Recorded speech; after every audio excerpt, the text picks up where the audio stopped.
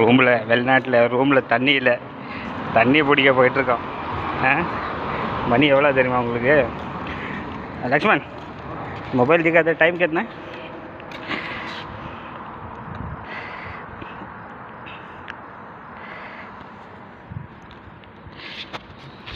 ऐसे दिखा था बस. அது ஒரு மணி 1:15 போயிட்டுருக்காது. குடிக்க தண்ணியில் ரூமில் நைட்டு 1:15 தண்ணி பிடிக்க இங்கே வரணும்.